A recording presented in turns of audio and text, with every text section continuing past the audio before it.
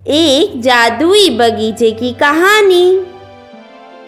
एक समय की बात, एक छोटे से गांव में एक सुंदर बगीचा था। इस बगीचे में हर तरह के रंग बिरंगे फूल खिलते थे।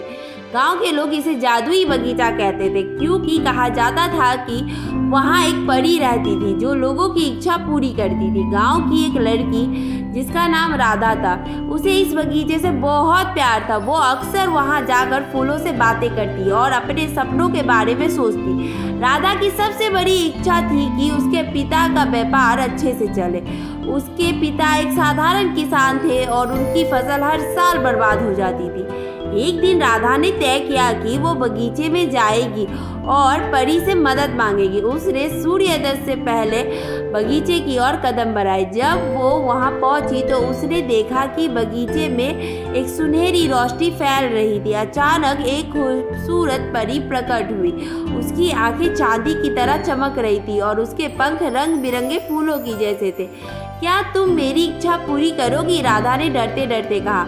हाँ, मैं तुम्हारी मदद करूंगी, परी ने मुस्कुराते हुए कहा। लेकिन तुम्हें पहले एक काम करना होगा। तुम्हें अपने दिल की सच्चाई से भरा एक फूल लाना होगा। राधा ने परी से पूछा, दिल की सच्चाई से भरा फूल वो कौन सा है? परी ने कहा, वो फूल तुम्हारी अच्छी कार्यों और सच्ची भावनाओं का प्रतीक है। जब तुम लोगों की मदद करोगी तब वो फूल खुद ब खुद खिल जाएगा। राधा ने परी की बात मान ली और गांव में लोगों की मदद करने लगी। उसने गरीबों को खाना दिया, बीमारों की देखभाल की और बच्चों को पढ़ाने का काम किया। धीरे धीरे उसका दिल सच्चाई और दया से भर गया। एक दिन जब राधा बगीचे में गई तो उसने देखा कि एक खूबसूरत फूल खिल चुका था।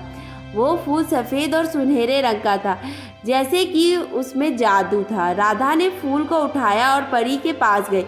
ये है मेरा दिल का सच्चा फूल, उसने गर्व से कहा।